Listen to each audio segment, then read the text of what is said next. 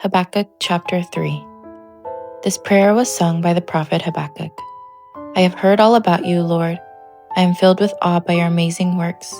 In this time of our deep need, help us again as you did in years gone by. And in your anger, remember your mercy.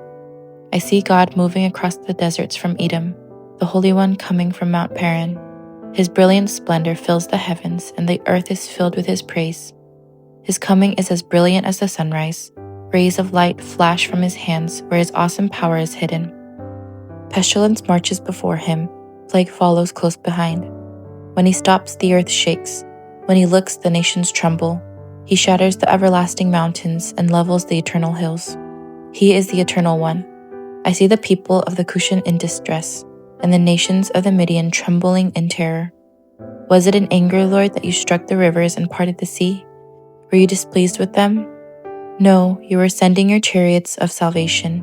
You brandished your bow and your quiver of arrows. You split open the earth with flowing rivers. The mountains watched and trembled. Onward swept the raging waters. The mighty deep cried out, lifting its hands in submission. The sun and moon stood still in the sky as your brilliant arrows flew and your glittering spear flashed. You marched across the land in anger and trampled the nations in your fury. You went out to rescue your chosen people, to save your anointed ones. You crushed the heads of the wicked and stripped their bones from head to toe.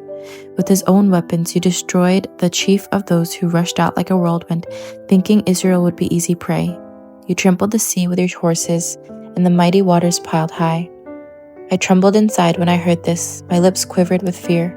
My legs gave way beneath me, and I shook in terror. I will wait quietly for the coming day when disaster will strike the people who invade us.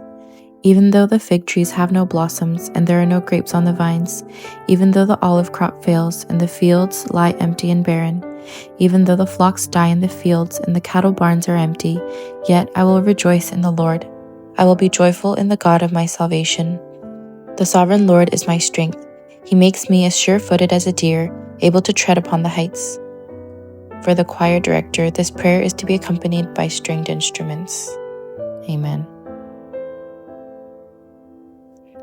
In this chapter, Habakkuk recalls how God has saved Israel in the past and offers a confession of faith. The text is written in a poetic form, vividly expressing praise and reverence toward God.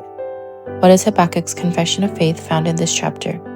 1. I will rejoice in the Lord even though there are no food and no harvest. 2.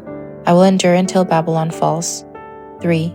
I will never cease praising in the temple. 4. I will sing according to the Psalms of David. The answer is number 1.